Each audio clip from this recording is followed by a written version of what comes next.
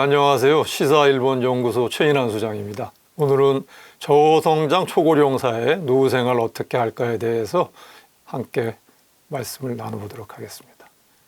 여러분들 다들 지금 이제 저성장 초고령 사회이기 때문에 특히 이제 직장 다니시는 분들은 아무래도 한 30대, 40대부터도 그 길어진 노후에 대해서 관심이 많아지는 시기라고 생각합니다. 오늘은 그래서 이 저성장이 본격화되고 있는 2026년 그리고 초고령 사회 이 2년차를 맞은 대한민국에서 앞으로 노후를 우리가 어떻게 대비할 것인가에 대해서 함께 생각해보는 기회를 갖도록 하겠습니다. 저는 앞에서 설명드린 것처럼 시사일본 연구소에서 지금 이제 소장을 7년째 맡고 있는데 한국과 일본을 지금 이제 오가면서 한 36, 7년째 이제 일본 전문 기자로서 또 약간의 일본 관련한 이제 사업을 하고 있는데 오늘은 제가 이제 현장에서 보고 느낀 일본을 통해서 왜 일본을 통해서 우리가 이제 노후 생활을 준비하게 되냐면 여러분들 잘 아시는 것처럼 초고령 사회 기준으로 한국이 일본이 한국보다 한 20년 앞서가고 있거든요. 게다가 특히 이제 최근에 이제 여러분들 이제 많이 이제 생각하고 계시는 게 대한민국이 이거 저성장 시대에 들어간 거 아니야? 왜 이렇게 경제 성장률이 낮아? 왜 이렇게 주변에 보면 일부 이제 좀 고소득층 빼고 대부분의 사람들이 이렇게 사는 게 점점 더 팍팍해지고 일자리 구하기도 어려워지고 특히 자영업이나 중소기업 같은 경우에는 왜 이렇게 사업하기가 점점 더 어려워지지? 증시는 지금 이제 사상 최고로 5,000포인트를 넘어섰다고 하는데 이래 그래서 저는 오늘은 그래서 사업하시는 분을 포함해서 특히 이제 셀러리맨 입장에서 직장을 다니는 분들이 어떻게 그 길어진 노후를 준비할까에 대해서 이제 말씀을 하겠습니다. 오늘 제가 이제 말씀드리고 싶은 거는 흔히 우리가 이제 노후 대비라고 하면은 주식이라든지 부동산 투자라든지 아니면 연금이나 또는 보험이라든지 이런 재테크 차원에서 흔히 이제 노후 대비 투자를 전문가들도 많이 말씀하시고 여기 당사자인 40대, 50대, 60대를 포함해서 지금 실질적으로 이제 노후 생활에 들어간 65세 이상 이런 분들도 다 그런 재테크 차원에서만 주로 많이 접근하시는데 저는 오늘 그 관점을 조금 달리해서 그 일이라는 차원에서 노후를 어떻게 준비할 것인가에 대해서 조금 말씀을 드리려고 합니다. 그래서 저의 먼저 관점은 직장에는 정년이 있지만 인생에는 정년이 없다. 이런 이제 관점에서 오늘 말씀을 시작하려고 합니다. 그래서 그 주요 키워드는 저는 자주 인생이에요. 인생은 우리가 지금 정년은 60세라고 하시지만 특히 이제 화이트 칼라층에서는 정년 60세를 채우는 경우가 정말 많지 않거든요. 여러분들 주변에 많이 아시는 거 보면 대부분 50 초중반에 기존에 있던 1차 직장 내지 2차 직장을 떠나는 게 현재 대한민국의 이제 셀러리맨의 보편적인 모습이라고 하겠는데 그래서 저는 이 한 50대 중반부터 직장을 떠나서 어떻게 길어진 노후, 우리가 이제 길어진 노후라면 이제 다음에 제가 이제 그래프를 보면서 평균 수명이라든지 과연 몇 세까지 우리가 노후를 살까 이런 이제 자료를 보여드리겠지만 일단 미리 좀 말씀드리면 적어도 지금 보통 평균 수명이 한 90세 정도 되기 때문에 그럼 50 초중반이라고 하더라도 35년 정도는 노후를 준비를 해야 되거든요. 이제 그런 관점에서 직장에는 정년이 있지만 인생에는 정년이 없다. 자주 인생 스스로 길을 찾아서 평생 만들어 가야 되는 게 앞으로의 우리의 삶이 아니겠냐 이런 차원에서 말씀을 드리겠습니다. 그래서 잠시 이제 그러면 일본을 통해서 일본이라는 창을 통해서 대한민국의 이제 현재와 미래 그리고 개인적으로 볼 때도 그런 준비하는 말씀을 드리겠는데 몇 개 여러분들 아마 이제 화면에 나올 텐데 일본의 그 경제 성장률을 몇 개 보여드리겠습니다. 잘 아시는 것처럼 흔히 일본은 이제 잃어버린 30년 그래갖고 1990년 초에 주식에 이어서 부동산 시장 버블이 깨지면서 한 30여 년간 플러스 1% 때로는 마이너스 성장도 몇 차례 했었고요. 따라서 한 20년에서 30년 정도 일본은 장기 저성장을 보이고 있습니다. 근데 우리나라도 잘 아시는 것처럼 실질적으로 2020년대 이후에 지금 1% 압박의 저성장이 이어지고 있어요. 제 개인적인 관점을 미리 말씀드리면 저는 대한민국도 이미 저성장에 들어간 지가 한 5년 정도 지나지 않았나 이런 생각을 하고 있습니다. 그래서 그런 경제 성장률 추이에서도 우리가 일본에 뭐 길게 보면 한 20년, 짧게 봐도 한국이 한 벌써 5년 정도 저성장에 들어갔기 때문에 경제 저성장 기준으로는 한 20에서 25년 차, 그리고 초고령 사에서도 20여 년 차와 일본이 가기 때문에 물론 일본하고 똑같이 간다는 말씀은 아닙니다. 다만 일본이 여러모로 경제 성장이라든지 인구 구조의 그 초고령 사회에서 한국보다 20여 년 앞서갔기 때문에 우리가 노후를 준비하는 데 있어서 일본이 최근 한 20년 동안 걸어온 그 사례가 굉장히 많이 도움이 된다라는 게 저희 생각입니다. 그래서 잠시 이제 주요 흔히 얘기하는 G7 국가, 선진 7개국하고 우리나라하고 중국을 포함해서 국가별 고령화율을 비교해 보면 일본이 뭐 압도적으로 지금 30% 정도이기 때문에 세계 주요 G7 국가 중에서도 가장 높고 한국도 지금 21%, 지난 초고령사의 1년 차에 20%를 돌파한 지 1년 만에 지금 21%가 됐기 때문에 주요 선진국하고 비교해서도 한국이 초고령 사회에 굉장히 높은 수준에 이미 와 있다. 이걸 한번 우리가 이제 볼 수 있겠습니다. 그리고 이제 그 다음에 그럼 과연 한국이 앞으로 이 고령화율이 어떻게 될 것이냐 보면은 정말 모든 사람들이 이제 지금 주변에 실감할 정도로 고령화율이 굉장히 빠른 속도로 진행이 되고 있어요. 그래서 실질적으로 지금 2025년에 65세 이상 인구가 벌써 1,000만 명을 넘어섰고 한 2040년 경우에는 65세 이상 고령자가 1,700만 명을 넘어서게 돼요. 그러면 단순 계산하면 지금 우리나라 전체 인구가 5,100만 정도인데 2040년에는 우리나라도 드디어 3명 중 1명이 초고령 사회에 들어간다는 게 이거는 뭐 피할 수 없는 예측 가능한 사실이거든요. 그래서 한국의 고령화율이 굉장히 빨리 진행이 되고 있다. 이렇게 말씀드리겠습니다. 그 다음으로 보면은 이 흔히 우리가 지금 보면은 중요한 게 고령자 그러면은 우리가 지금 정년이 60세이기 때문에 60세부터 고령자인가 하는데 그건 뭐 주변에 아시다시피 지금 주변에 뭐 물어보면은 65세 실제로는 70세 되신 분들도 전혀 본인이 고령자가 아니라고 생각하시거든요. 근데 중요한 거는 이제 결국 고령자가 늘어나는 게 왜 중요하냐면은 일단은 이제 생산을 하지 않고 사회로부터 부양을 받아야 되는 사람이 많이 늘어가는 그런 이제 경제적인 측면, 복지적인 측면이 또 하나가 있고 또 하나 중요한 거는 고령자가 되면은 당연히 이제 질병도 많이 생기고 케어를 받아야 돼요. 그래서 흔히 이제 우리가 선진국에서 중요하게 얘기하는 게 정기 고령자하고 후기 고령자로 나누거든요. 이제 정기 고령자는 65세부터 후기 고령자는 75세부터 그래서 중요한 거는 후기 고령자가 75세가 되는 인구가 얼마나 많이 늘어나느냐가 굉장히 이 고령화 사회에서 중요합니다.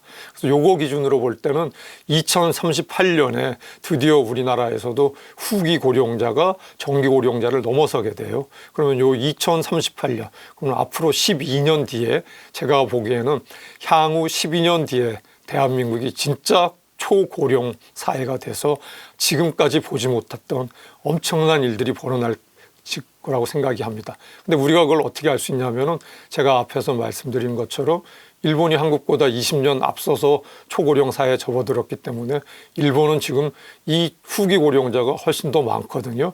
그래서 지금 일본의 그런 사회의 경제 구조를 들여다보면 한국의 5년, 10년, 15년 뒤를 볼 수 있다는 겁니다. 네, 그래서 잠시 그러면 구체적으로 한국하고 일본하고 어느 정도의 지금 경제력 수준이 돼 있냐 보면 정말 뭐 놀랍게도 이 표에서 보면은 1994년에 우리나라 1인당 국민소득이 $10,000가 됐을 때 일본은 $40,000가 이미 넘었었어요. 그럼 이걸 뭘 얘기하냐면은 30년 전인 1994년에는 1인당 국민소득 기준으로는 한국하고 일본하고 4배의 격차가 있었다.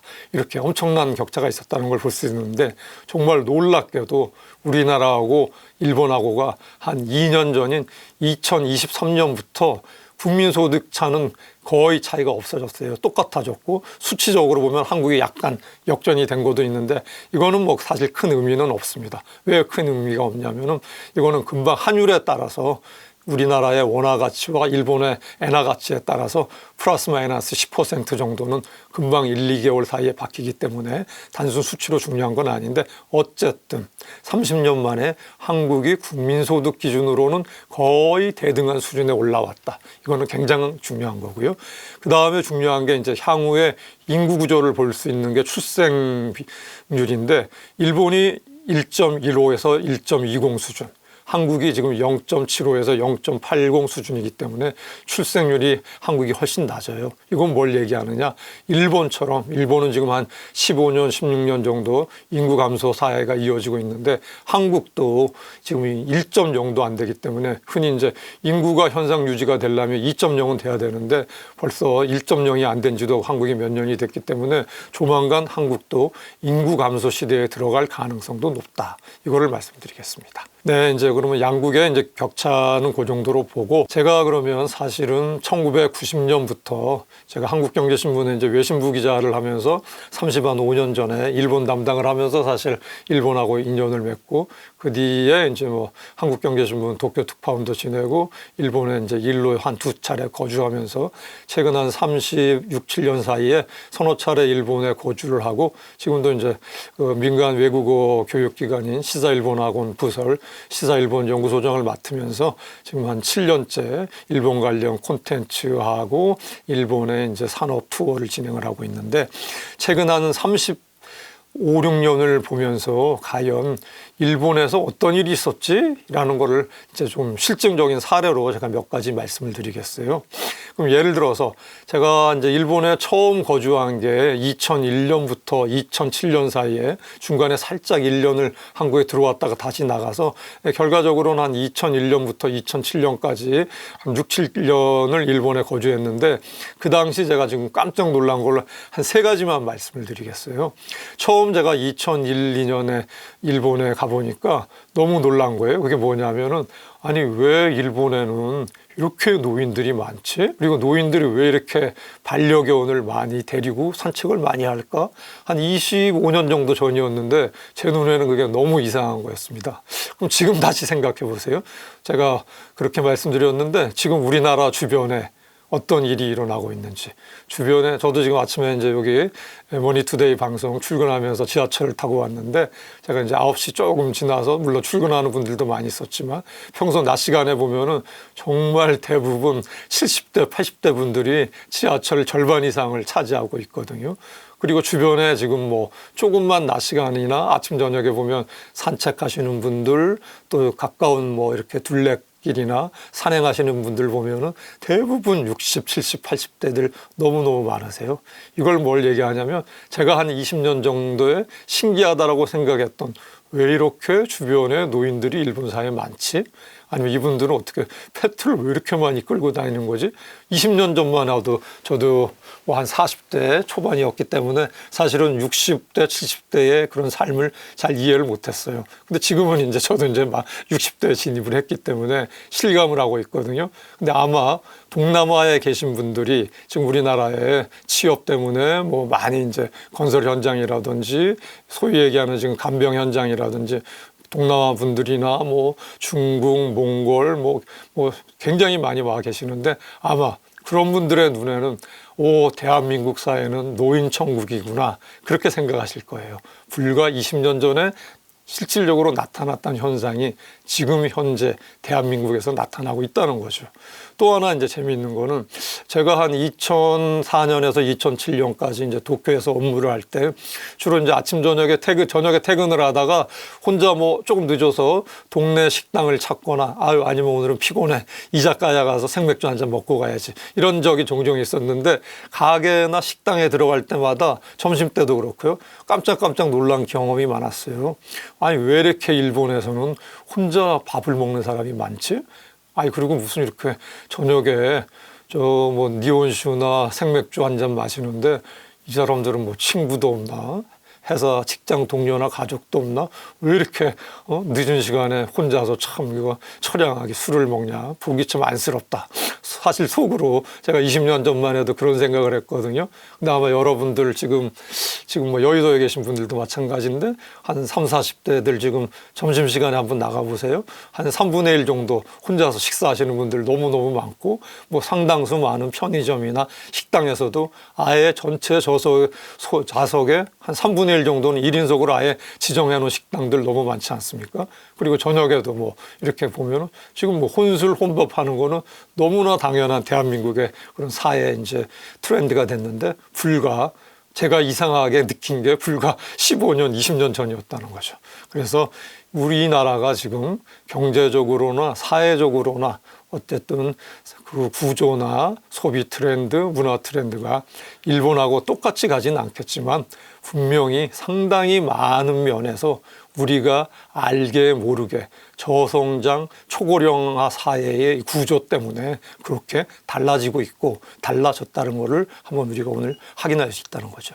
네, 그래서 오늘 제가 본격적으로 본론을 들어가면은 결국 중요한 거는 뭐냐면은 늘어난 평균 수명. 불과 10년 전만 해도 80대에서 돌아가셨다 그러면 아유 호상이네요 이렇게 말씀하셨어요. 요즘에 특별한 질병이나 뭐 교통사고를 빼고 상가에 가보면 대부분 90 이상이세요. 이건 뭘 얘기하냐면 최근 10년 사이에 우리나라의 평균 수명이 적어도 고령자 기준으로 10살 정도는 높아졌다는 거죠. 그러면 아까 제가 말씀드린 것처럼 오늘은 제가 뭐 이제 농수축산업이라든지 자영업 하시는 분들 얘기는 조금은 이제 구체적으로 말씀을 안 드릴 거예요. 왜냐하면 농수축산업이나 자영업 하시는 분들은 워낙 젊은 시절부터 30대, 40대부터 이제 자영업이나 혼자 어떤 걸 하는데 익숙해져 있어서 40대, 50대 최소한의 경제적 활동만 되고 수익만 어느 정도 유지가 되면은 그런 농수축산업이나 자영업이나 그런 이런 분들은 60, 70대, 80대 그냥 하시면 되거든요. 그래서 그거는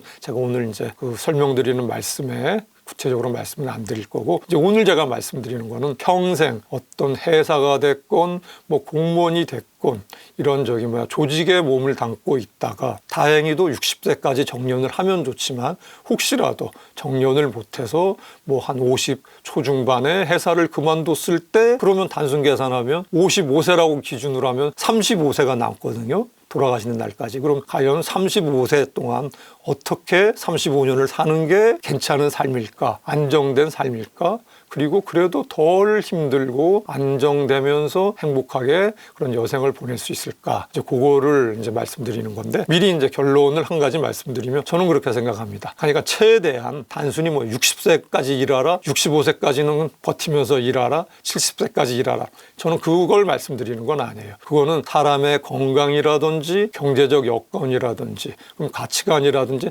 사람마다 다 달라요. 다 다르기 때문에 몇 살까지 일하는 게 좋다라고 일률적으로 말씀드리는 것도 사실은 정답이 아니고 굉장히 말씀드리기 어려운 거고 다만 제가 오늘 말씀드리고 싶은 거는 어떤 소득 활동을 돈을 벌기 위해서 하는 그런 경제 활동은 천천히 많이 줄여나가되 사회 활동만큼은 최대한 할 수 있을 만큼 하는 게 정답이 아닐까라는 게 저 나름대로의 지금까지 살아온 결론입니다. 그래서 이제 그거에 대해서 이제 그 사례와 함께 일본의 사례, 한국의 사례를 통계와 실질적으로 인물 중심으로 좀 설명을 드리려고 하겠습니다.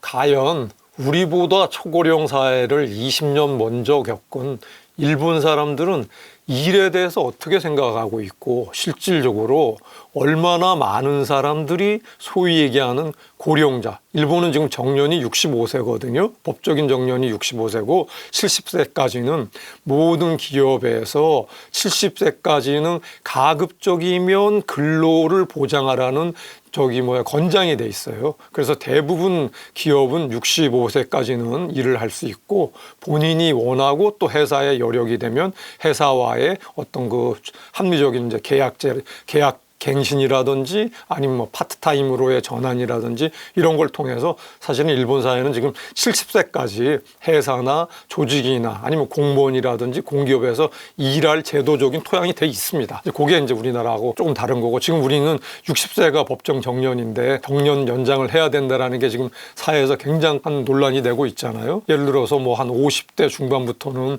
당연히 제가 앞에서 말씀드린 것처럼 수명이 10년 정도 높아졌으니까, 그리고 우리가 지금 소득 수준도 높아졌고 경제도 선진국에 진입됐기 때문에 선진국 수준으로 65세 법정 정년을 높이는 거는 너무너무 사실은 당연한 거라고 저는 생각을 하는데, 다만 또 이런 문제가 있어요. 지금 우리나라 경제가 지금 뭐 좀 주식 빼고는 지금 상당히 또 어려운 점도 많다고 그러잖아요. 제가 앞에서 말씀드린 것처럼 잠재 성장률이 지금 1%로 떨어져 있고, 사실상 지금 3만 달러 국민소득이 10년 이상 정체되면서 우리나라의 경제 구조를 뜯어보면 지금 안전할 수 있는 상황은 아니거든요. 그렇기 때문에 기업에서 무조건 60에서 65세로 정년을 연장한다는 거는 너무나 부담이 커져서 오히려 어떤 일이 생기냐면은 무조건 그럼 신입사원을 받아서 65세까지 정년을 해준다 그러면은 아마도 대부분의 기업은 당연히 신입사원 채용을 눈에 안 보이게 억제를 할 겁니다. 그건 뭐 불을 보도 뻔하거든요. 그래서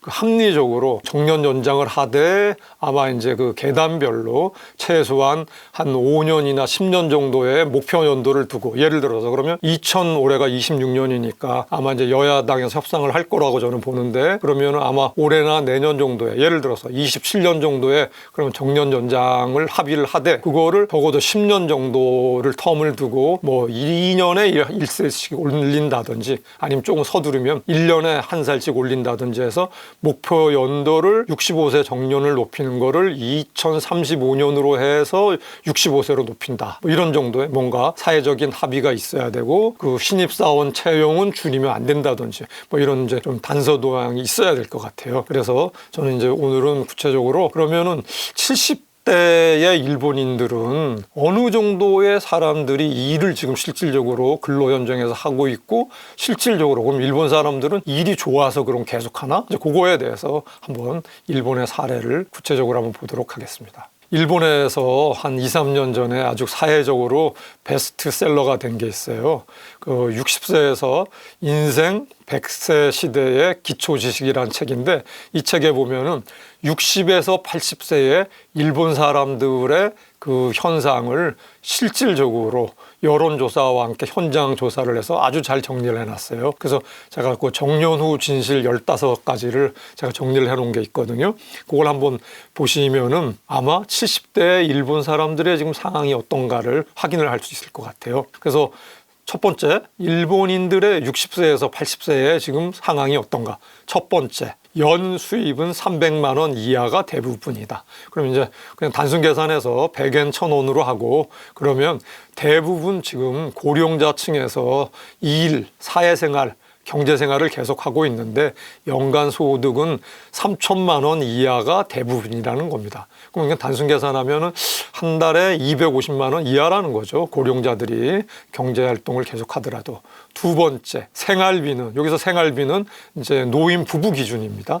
월 30만 엔 이하로 떨어진다. 그러면은 노인 두 부부의 일본인 경우에는 300만 원 정도로 생활을 하고 있다. 이렇게 보면 될 것 같고요. 그래서 중요한 거는 그 세 번째인데, 꼭 벌어야 도는 돈은, 그러니까 현역 시대, 그럼 예를 들어서 한국 기준으로는 60세까지라고 치고 현역 기준으로 벌어야 하는 돈이 월 한 600만 원에서 월 100만 원으로 떨어졌다라는 거예요. 일본의 고령자들의 그런 생활상을 보니까. 이건 뭘 얘기하냐면은, 기본적으로 일본에서 직장 생활을 한 35년을 한 남편이 됐건 부인이 됐건 부부 둘 기준으로 할 때, 한쪽은 전업 부부라고 쉽게 좀 말씀드리고 남편이 사회생활을 할 경우에 남편이 정년을 해서 한 60에서 65세 정년을 월급장애로 퇴직을 했을 경우에 남편의 그 연금이 보통 한 17만 엔에서 20만 원 정도 되거든요. 한국 돈으로 한 150만 원에서 200만 원 정도 돼요, 평균적으로. 그리고 전업주부가 받는 게 지금 올해 조정된 걸로 보면은 한 70만 원이에요. 그래서 아무 소득이 없고 연금만 의존한다 할 경우에 그 그 부부가 연 한 250만 원을 받게 돼요. 일본의 평균적인 셀러리맨으로 퇴직한 부부의 기준으로 볼 때. 그러면 지금 바로 계산이 나오잖아요. 생활비가 300만 원 정도 평균적이니까 이건 평균을 얘기하는 거예요. 평균이 아닌 경우에 아마 뭐 고소득층으로 지냈을 경우에는 사실은 뭐 월 1,000만 원도 쓸 수가 있겠죠. 그런 특별한 고소득층이라든지 아주 뭐 서민층 빼고 일반적으로 중류층, 중산층을 말씀드리는 겁니다. 그러면 월 30만 엔 정도가 필요하기 때문에 연금으로 20에서 25만 원을 받을 수가 있으니까 단순 계산하면 한 달에 한 100만 원만 추가 소득을 구하면 그냥 평균적인 노후 생활을 할 수 있다는 거예요. 그래서 꼭 벌어야 되는 돈이 직장 생활을 하는 가장일 경우에는 한국 돈으로 600만 원이었는데 노후에는 한 100만 원 정도의 소득만 벌면 된다는 게 일본의 결론이에요. 그럼 이건 뭘 얘기하냐? 노후 생활을 위해서 그냥 한 월 100만 원 정도 벌 수 있는 일자리 아니면 정말 뭐 파트타임이 됐건 그렇게 하면은 일본에서는 그냥 중간적인 노후 생활을 할 수 있다는 겁니다.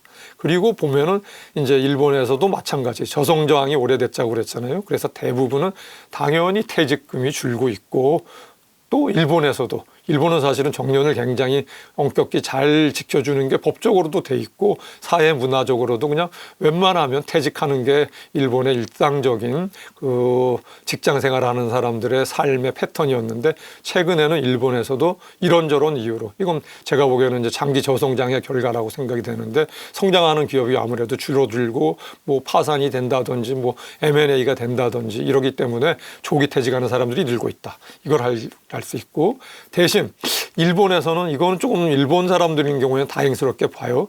순저축의 중앙치는 1,500만 원. 그러니까 대부분 고령자 부부들이 직장에서 퇴직했을 때 평균 현금으로 1억 5천만 원 정도를 캐시로 갖고 있다. 그러니까 아마 이거는 노후에 상당히 안심이 되는 부분이라고 생각하고 그 다음에 이제 여섯 번째가 중요한 건데 70세 남성의 취업률을 봤더니 45.7%예요. 요거 통계가 나온 게 요거는 3, 4년 전 통계인데 지난해 통계를 봤더니 70세 기준으로 지금 50%가 넘었어요. 그럼 이걸 뭘 얘기하냐? 일본의 그 고령자들인 경우에는 70세일 경우에도 두 사람 중에서 한 명은 현재 이건 정규직을 말하는 게 아니에요. 뭐 일주일에 몇 시간, 한 달에 뭐 정말 10시간이 될 수도 있고 일주일에 하루 일할 수도 있는데 어쨌든 뭔가 근로활동을 해서 소득을 벌고 돈을 벌고 있는 사람들이 70세에서도 2명 중에 1명이란 얘기예요.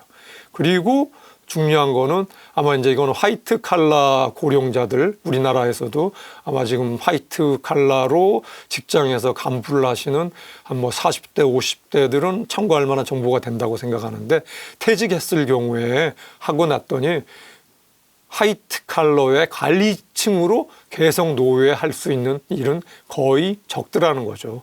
60대 관리직은 아주 극소수라는 거를 좀 염두에 두셔야 될 것 같고 대부분의 고령자들이 일을 하는 거는 비정규직과 프리랜서 이게 중요한 것 같고 그리고 이제 특히 이제 고령화 시대에 지금 아마 노후 대비에 제일 관심을 갖고 있는 분들이 우리나라에서도 50대 셀러리맨이라고 저도 생각을 하고 주변에서 저도 뭐 많은 사람을 만나고 얘기를 듣고 저도 이제 글도 쓰고 있는데 하여간 50세에서 일본에서도 전직이 그렇게 생각만큼 여의치는 않다. 그리고 전직을 하는 경우에 임금이 굉장히 한번 툭 떨어진다. 이렇게 이제 보시면 될 것 같고. 그리고 이제 고령자들이 정년 후에 하는 일을 봤더니 사무직은 거의 없고 이제는 현장 업무라는 점. 그리고 실질적으로 아무리 지금 이제 그 초고령 사회가 돼서 65세, 70세 되시는 분들도 나는 고령자가 아니야. 나는 노인이 아니야 라고 이제 말씀들 하시고 하는데 실질적으로 봤더니 60대에도 체력이라든지 인지 능력은 한 번 정도 떨어지고 있다라는 게 일본에서도 나타나고 있고 대신 이제 조금 이거는 노후 생활의 좀 긍정적인 측면인데 어쨌든 오랜 30년, 35년, 40년 했던 직장 생활이라든지 아니면 뭐 사업이라든지 자영업이라든지 치열한 어떤 그 경제 활동을 위한 경쟁에서 일단은 정년 후에 해방이 되기 때문에 상당수 일본의 고령자들은 이제 스트레스에서 벗어났다라는 어떤 해방감을 느끼고 있다는 게 중요한 것 같고요. 그리고 취업관도 한 50대부터 달라지고 있었고, 그리고 통계적으로 봤더니 어쨌든 일본의 은퇴한 노령자들은 한 60% 정도가 업무, 현재 소소하게 하고 있는 일에 만족을 하고 있고, 60% 정도는 정년 후에 나 지금 행복한 노후를 보내고 있네, 이런 60%가 답장이 나왔다는 겁니다. 그리고 결론적으로 한 가지 말씀드리는 거는, 하여간 일본에서 고령자들이 생각하고 있는 일, 그리고 사회 전체적으로 사람들이 생각하고 있는 일에 대한 관념은 뭐냐? 일은 그냥 소소하고 즐겁게 계속 하는 거야. 특히 60대 이후에는. 그래서 소소하게 작은 일을 하면서 자기도 만족을 하고 약간의 경제적인 소득 활동도 하고, 그리고 그러한 고령자들이 맡고 있는 소소한 작은 일들이 모여갖고 일본 전체 사회를 잘 돌아가게 하고, 일본이 그렇게 30년 이상 장기 저성장이 되고 있음에도 불구하고 그래도 또 안정적으로 유지되고 있는 선진국이라는 게, 이러한 고령자들이 지속적으로 일을 하고 있기 때문에 그러한 현재가 유지가 되고 있다는 게 이 책의 결론이었습니다. 우리나라는 그러면 우리가 아직도 60세 정년에 얽매이고 있기 때문에 한국에서는 그러면 60세 이후에는 대부분 그럼 쉬고 있나라고 현업에 있는 분들, 특히 40대, 50대 아직도 그런 노후생이 아니라 고령자에 대해서 깊이 생각해 보지 않으신 분들은 그렇게 생각할 수도 있는데, 실질적으로 작년 연말에 우리나라 국가데이터에서 의미 있는 통계를 발표했어요. 국가데이터처 발표에 따라도 이미 한국에서도 65세 이상 고령자층에서 10명 중 4명이 일을 하고 있다는 겁니다. 그래서 의외로 우리나라도 지금 고령자들이 근로 현장, 취업 현장에서 많이 활동하고 있다는 것을 확인할 수 있었습니다. 구체적으로 가연 일본에서 65세, 70세 중에서 일을 하는 사람들은 어떤 사람, 특히 좀 우리가 흔히 얘기하는 성공한 사람들, 사회 명사를 중심으로 한 서너 분만, 왜냐하면은 우리나라에서도 지금 향후에 내가 뭐를 하지 40대, 50대가 생각할 때 과연 그러면 초고령 사회에서 20년 앞서간 일본에서 소위 사회적으로 권력적으로 성공한 사람들은 지금 65세, 70세, 75세의 노후를 뭘 하고 있지? 하면 아마 우리가 미래의 플래닝을 짜는데 다소 도움이 되지 않을까? 이렇게 제가 해서 한 세 분의 사례를 일단 소개를 해드리려고 해요. 그래서 아마 이건 누구나 잘 알 겁니다. 우리 이제 일본의 지금 AI 시대에 맞아서 최고의 일본의 이제 창업가 재벌이죠. 자기 스스로 20대에 야후 재팬을 창업을 해서 지금 일본의 최대 IT 기업의 주주이면서 일본의 지금 AI 디지털 시대에 가장 영향력 있는 사람. 벌써 작년 1월이었죠. 트럼프 대통령이 대통령 취임 결정되고 나서 처음으로 초청한 일본의 기업인, 너무나도 잘 아는 우리 제일교포 출신 손정희 소프트뱅크 그룹 회장인데, 지금 손정희 회장이 일본의 주식부호 1위거든요. 그리고 2위는 누구냐? 이것도 너무나 우리나라 분들도 잘 알죠. 한국에도 지금 매장 많이 나와 있는 유니클로이고, 일본의 여행 지금 작년에 우리나라 분들 900만, 1000만 명 이상 갔나요? 엄청나게 지금 많이 갔는데, 일본에 가면 한 번씩 들르는 이제 유니클로 매장인데, 유니클로를 창업한 야나이 타다시,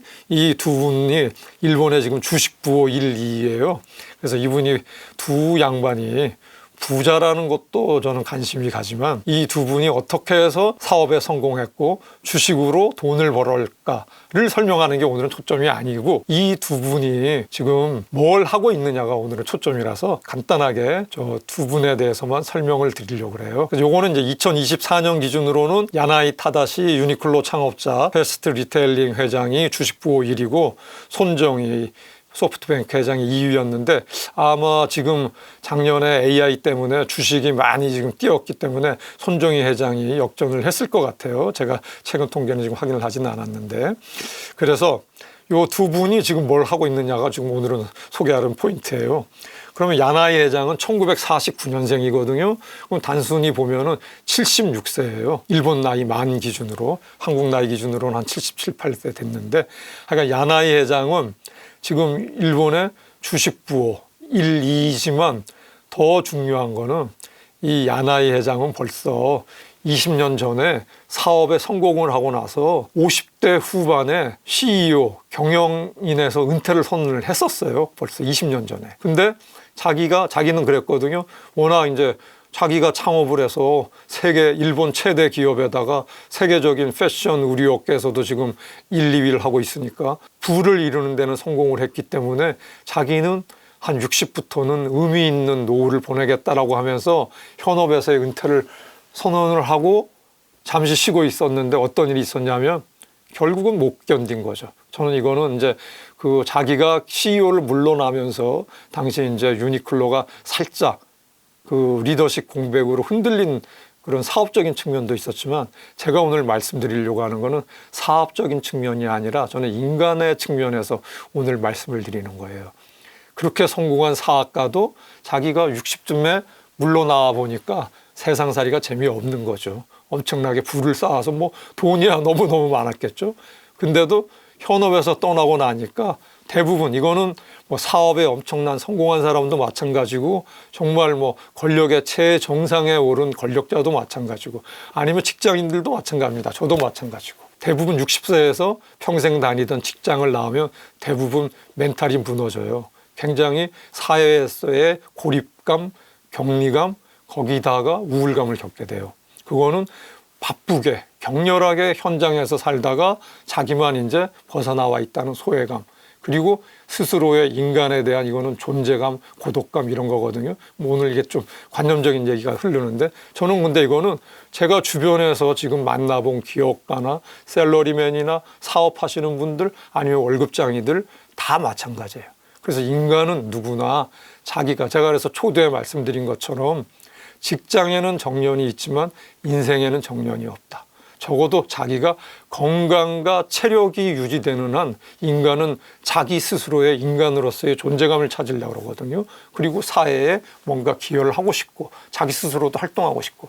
그래서 제가 보기에는 야나이 회장이 아마도 60에 다시 현업의 CEO로 복귀해서 지금 15년 이상 CEO로 활동하고 있는 거는 그러한 어쨌든 자기의 인간으로서의 존재감을 발휘하고 싶은 아주 인간의 원초적 욕구 때문이 아니었을까 저는 그렇게 판단하고 있습니다.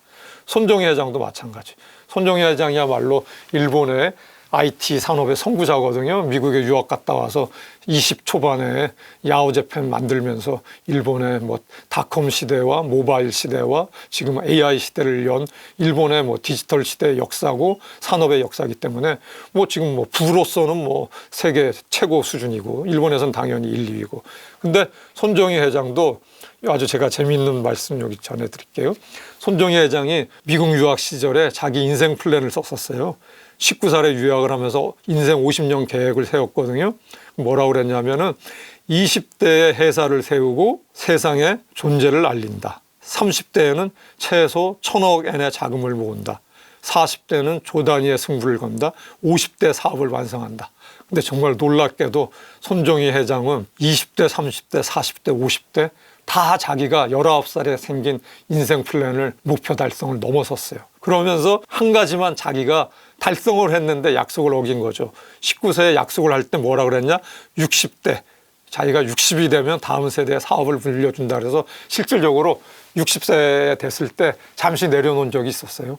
근데 손정희 회장이 바로 아니야. 자기가 한 6개월, 1년 살짝만 현업에 이선 후퇴를 냈는데 아니거든요. 그러니까 손정희 회장이 1957년생이면 이제 만으로 아주 70 안 됐잖아요. 68 정도 69세인데 손정희 회장이 60에 다시 번복을 하고 지금 현업에 뛴 게 벌써 7, 8년 되기 때문에 제가 보기에는 손정희 회장 앞으로 10년은 더 해서 최소한 80까지는 하지 않을까 이런 걸 봅니다. 결국은 인간은 자기와 건강과 체력이 허용하는 한 계속 특히 현대 이 초고령 시대에는 계속 현장에 있고 싶어 하는 것은 아주 인간의 본능적인, 본성적인 동물적 본성이라고 생각을 해요.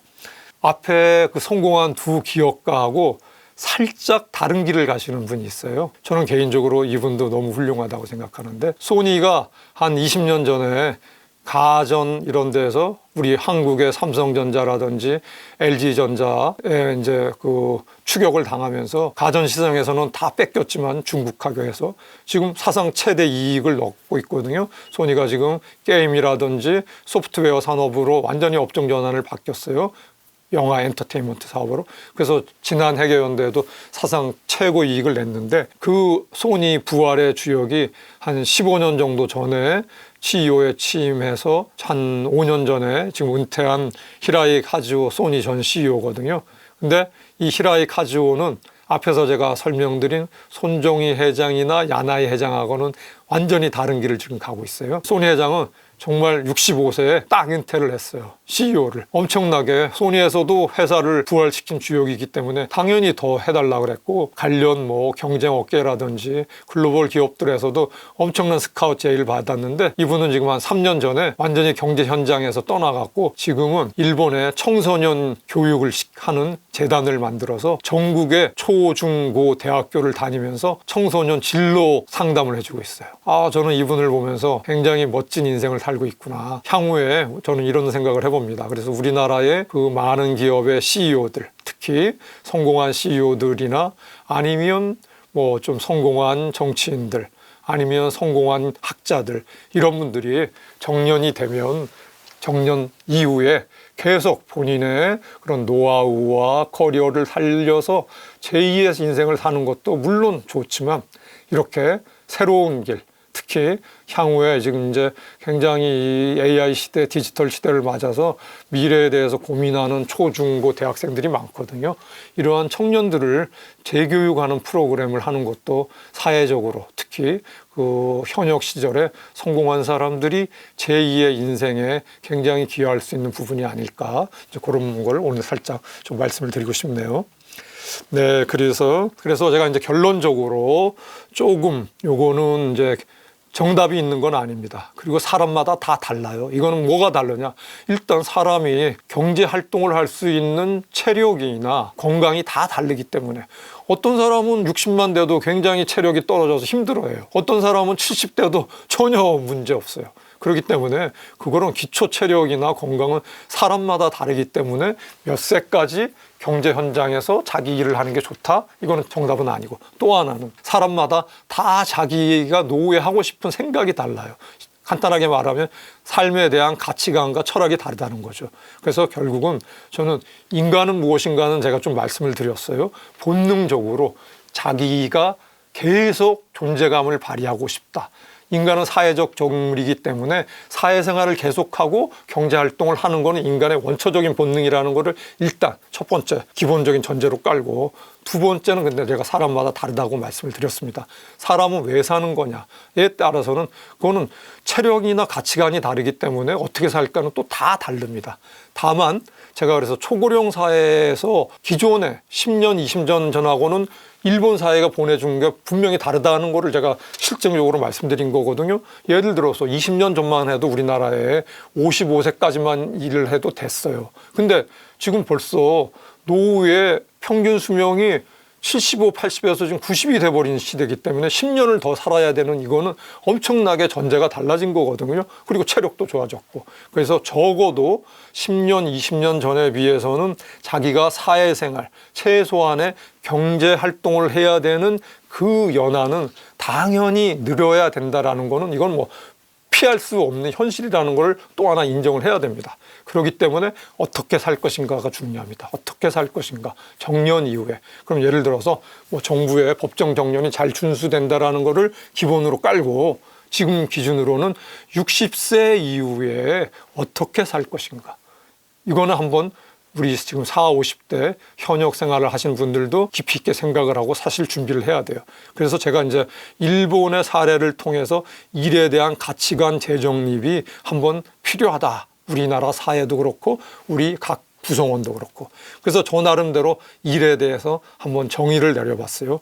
당연히 사람은 죽을 때까지, 살아갈 때까지 사람은 돈이 필요해요. 그렇기 때문에 경제활동 해야 됩니다. 경제활동을 통해서 소득 추구를 해야 되니까요. 그 첫 번째, 일을 하기 위한 이유. 근데 현역 시대의 일하고 정년 이후의 일은 다르다는 거죠. 돈만을 위해서는 할 수도 없고 체력과 건강이 안 되기 때문에. 그리고 내가 활동할 수 있는 공간도 그렇게 많지 않아요. 일본의 사례에서 제가 아까 보여드렸죠. 그래서 두 번째는 왜 일을 하냐. 혼자 하면 너무 인간은 사회적 동물이기 때문에 아무리 혼자서 자기 컨트롤을 잘하고 자기 생활을 잘 보내는 사람도 한계가 있어요. 물론 그런 부분이 없다는 건 아닙니다. 있을 거예요. 근데 다만 일상적으로 볼 때 그런 분들이 100분 중에서 50분 되냐? 아니에요. 혼자서 제가 지켜보면 혼자서 계시면 대부분은 고독하다, 우울하다, 쓸쓸하다. 이건 인간의 본성이거든요. 사회적 동물이기 때문에. 그래서 일을 하면서 최대한 사회의 관계를 유지를 해야 돼요. 그래서 제가 일은 사회 활동의 수단이기 때문에 최대한 정규직으로 많은 시간을 하라는 게 아니에요. 일주일에 하루 이틀도 좋고 하루에 한두 시간도 좋습니다. 어쨌든 사회 활동 개념으로의 일이 필요하다는 게 제가 두 번째로 말씀을 드리는 거고, 세 번째는 제가 조금 전에도 말씀드렸지만 인간은 정말 세상을 떠나는 날까지 자기의 존재감, 자기 스스로의 자긍감이 있어야 돼요. 그게 동물하고 크게 다른 차이잖아요. 스스로의 인간으로서의 자존감이 있어야 되거든요. 그거가 최대한 늘려줄 수 있는 거는 사회활동을 계속하는 거다. 어떤 거 하는 거는 그건 또 다 다르기 때문에 그거는 각자의 판단이고요. 그래서 제가 이제 그렇게 일에 대한 가치관이 이제는 초고령 저성장 시대를 맞아서 우리 대한민국 사회도 지금 필요한 시점에 와 있다. 이제 그걸 말씀드리는 거고. 그래서 이제 결론적으로 세 가지를 말씀드릴 거예요. 그러면 제일 중요한 거는 근데 결국은 40, 50대 현역 생활을 하면서 나는 정년 60과 동시에 프리, 너무 직장 생활이 힘들었어. 이제 난 60만 되면 안 할 거야 라고 생각을 할 것이냐, 아니면 난 정년 이후에도 뭔가를 할 거야 라고 하냐, 요거 판단이 중요해요. 이것도 뭐 호불호가 다르기 때문에 제가 어느 게 좋다라고는 말씀드릴 성격은 아니에요. 그거는 각자의 판단과 결정은 개인의 몫이라는 거죠. 하여간 이런 건 중요해요. 지금 한국 사회를 보면 제가 아까 말씀드렸잖아요. 저도 이제 프라이빗한 거지만 오늘 설명을 위해서 제 이제 개인적인 것도 말씀드린 건데, 저도 이제 막 60대 진입을 했거든요. 근데 이런 걸 제가 한 10년 전에 회사에서 이전 직장에 31년 있었고 지금 두 번째 직장에 올해 7년째인데, 이전 직장을 제가 좀 빨리 나왔어요. 55, 6세 정도의 회사에 어떤 업무 때문에. 그때만 해도 제가 회사에 저보다 5년, 10년 먼저 나온 60, 65, 70세 선배들이나 지인이나 아니면 사회에서 조언을 받기 위해서 직장 선배들을 물어보면은 몇 세까지 일하는 게 좋아요? 아니면 우리 선배님, 아니 무슨 선생님은 몇 세까지 일하실 거예요? 그러면 한 10년 전만 하더라도 대부분 60세 정도 퇴직하셨는데 더 일하고 싶은 의지가 있는 분들도 10년 전만 하더라도 전 2, 3년만 이제 더 하고는 정말 쉴 거예요. 이렇게 얘기했어요. 한 5년 전에는 어떻게 대답을 했냐면 저거 체력도 되고 건강해서 65세까지는 할 계획이에요. 물론 할 공간이 있으면, 일 자리가 있으면. 근데 최근에 1, 2년 요즘 만나보면 60세, 65세 되신 분들 다 기회만 주어지면, 제가 할 수만 있으면 65세, 70세까지는 하고 싶어요 하는 분들이 10분 중에서 8, 9분이세요. 그러니까 이게 지금 우리나라의 현실이라는 거를 제가 말씀을 드리는 거고, 그리고 일본도 마찬가지. 그래서 사실 살짝 요거는 이제 우리 지금 한 정년을 앞두고 있는 50대 분들을 위해서 준비한 자료인데, 그럼 과연 일본의 50대들은 정년 이후에 뭘 준비하느냐, 그 자격증을 제가 이제 몇 가지만 말씀드릴 거예요. 일본도 마찬가지예요. 그래서 제가 뭐 다른 얘기는 빼고, 과연 일본의 50대 직장인들은 노후 대비를 위해서 뭘 하고 있느냐. 이것도 뭐 모든 사람이 그렇다는 건 아닙니다. 전반적으로 이런 사람들이 많다라는 사례를 설명드리는 거예요. 그래서 일본에서는 지금 자격증을 많이 준비하세요. 근데 자격증은 크게, 이건 일본 자격증도 우리나라 자격증이 많이 다르기 때문에 일본의 자격증을 구체적으로 말씀드리는 거는 도움이 뭐 될 수도 있고 안 될 수도 있는데, 더 중요한 거는 두 가지 스타일이 있다는 거예요.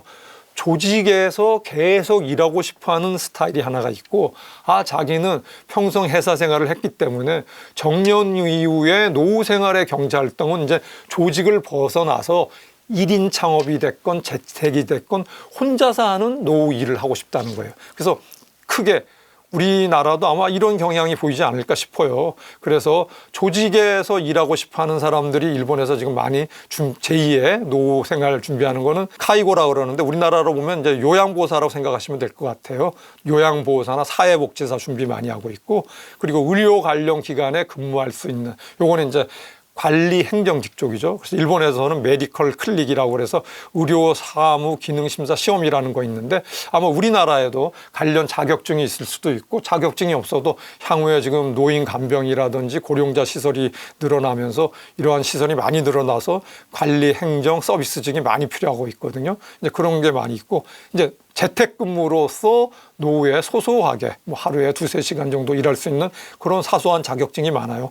이건 그냥 우리나라하고 조금 다를 수도 있는데 일본에서 하려면 몇 가지 제가 설명을 드리면, 재택근무로 할 수 있는 일은 시스템 앱 개발하는 일이라든지 웹 라이팅, 그리고 이미지 및 동영상 편집, 번역과 통역, 뭐 녹음기사, 이런 거는 이제 개인적으로라도 재택을 많이 할 수 있는 일이라서 일본에서 지금 이제 많이 준비하는 자격증이라서 제가 이제 좀 설명을 드렸고, 이제 마지막으로 이거는 아주 짧게만 제가 설명을 드릴 건데, 과연 그러면 일본에서만 제가 아까 말씀드린 것처럼 성공한 CEO들이 70, 80까지 일하고 있냐? 아닙니다. 한국에서 벌써 그런 일이 나타나고 있어요. 우리가 관심을 안 가서 봤을 뿐이죠. 실질적으로 지금 주의 깊게 보면 한국에서도 소위 전문직과 커리어를 갖고 있는 분들은 80, 90 왕성하게 일 말씀하세요. 최근에 윤세영 태영그룹 회장, 창업회장이 93세인데도 골프장 대표에 취임했어요. 본인이 창업했던 거를 마지막으로 제대로 정말 잘 완성시키고 떠나겠다고. 93세. 올 1월에 취임했어요. 두 번째. 네, 뭐 우리나라 이제 경제 현장이나 아니면은 학계나 아니면 정부 정책 관련 사이드에 가장 많은 영향을 끼친 경제학자 중 한 분이 401 경제학자인데 86세인데도 오래 왕성하게 활동을 하고 계십니다. 네, 세 번째. 앞에 두 사례 하고 그럼 계속 일을 하거나 뭐 경영을 하거나 그게 더 좋은 거냐? 그래서 제가 말씀드렸죠. 좋다 나쁘다의 문제가 아니라 자기의 관점과 자기의 취향과 자기의 가치관의 차이라는 거죠. 그래서 예를 들어서 박용만 두산그룹 회장, 지금 제2의 인생을 멋지게 살고 계십니다. 71세인데 얼마 전에 이분이 이제 경영 안 하시거든요. 평생 꿈꾸던 사진 작가로 전업을 해서 최근에 개인전을 열었어요. 저는 이분도 아까 소니 전 회장이 제2의 인생을 청소년 교육에 매달리듯이 이분이 사진 전업 작가로 변신하셔갖고 전시회 연거 보고 정말 멋진 노후 생활이다 이런 생각을 했습니다, 개인적으로. 그리고 이제 마지막으로 오늘의 이제 결론인데, 일본인들이 가장 정치인을 포함해서 기업인들, 월급장의원들, 회사원들, 뭐 공무원들 가장 존경하는 사람 딱 한 명만 꼽으라면 일본의 그 전후 폐허에서 일본을 세계 2위 경제대국으로 만든, 가전왕국으로 만든 주역이 마츠시타 창업주인 마츠시타 고노스케라는 양반인데, 이분이 일본인들이 가장 좋아하는 경영의 신이에요. 이 양반이 평생 자기 이제 글을 하면서 길이라는 걸 했어요. 길. 그래서 모든 사람들이 가야 할 길은 다 다르다. 그래서 어느 길이 좋고 어느 길이 나쁘다, 어느 길로 가야 된다, 가지 말라, 이게 아니라 그럼 그 사람의 선택의 몫이다. 근데 여기서 이 양반이 강조한 건 뭐냐? 인생은 떠나는 날까지 계속 길을 가는 거기 때문에 중간에 멈춰서는 순간에 그 인생은 사실상 끝나는 거다. 그렇기 때문에 어떤 일이 있을지 모르지만 꾸준히 길을 계속 걸으라는 게 이 양반의 90세 넘게 사는 분인데 평생의 유분이에요. 그래서 저도 이분 그 자서전을 읽으면서 꾸준히 계속 길을 걷자. 그게 우리 지금 초고령 저성장 사회를 맞은 우리나라에 오늘 지금부터 상당히 좀 도움이 되는 좋은 말이 아닐까, 이런 말씀을 드리면서 오늘 제 강연도 여기서 마무리하도록 하겠습니다. 들어주셔서 감사합니다. 고맙습니다.